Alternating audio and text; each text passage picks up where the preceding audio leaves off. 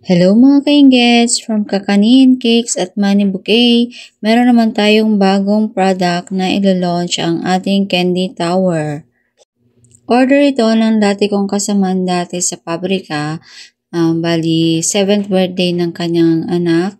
At meron daw request yung anak niya na gusto ng Candy Tower.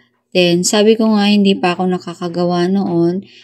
Pero sabi ko, sige, push natin yan. Gagawa tayo para sa birthday ng iyong baby. Advantage din to sa akin para makagawa ako ng bagong product or makakadagdag ng aking extra income. Bali, may kapartner ito na cake. Ang kanyang team ay Blackpink. So, bali, yung ginawa natin dito naman sa Candy Tower ay puro pink. Then, naglagay lang ako ng mga ribbons or tali na kulay black para magkaroon siya ng contrast doon sa team. Bali, ang nilagay ko nga ng mga foods dito sa ating Candy Tower ay hindi lahat candies para naman hindi pang sakit ng ngipin lang ang kakainin ng mga bata. Bali, naglagay din tayo dito ng 2 varieties ng biscuits. Then, yung iba ay yung candies and chocolates na din. Bali, ang nilagay natin dito sa Candy Tower ay 9 items.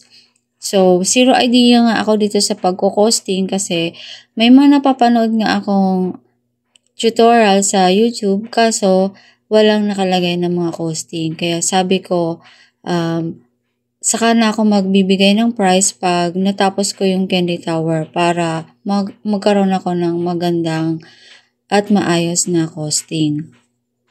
Tulad sa paggagawa ng cake, nakakawili din siyang gawin.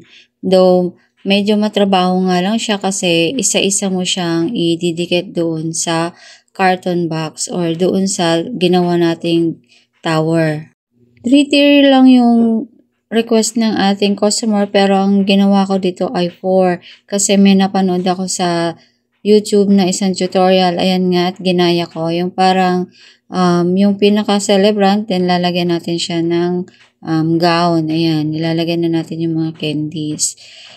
As in, mano-mano mo talaga siyang ididikit doon sa carton, then doon sa plastic para maging maayos.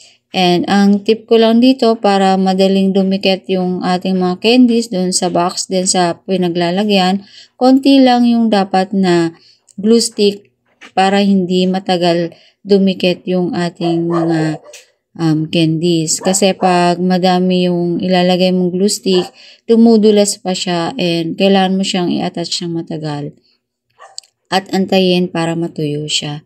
Ayan, naglagay din tayo ng mga lollipops, ng mga candies, then another candy sa baba para magandang tingnan at hindi kita yung mga flaws ng pinagdikitan doon sa ilalim.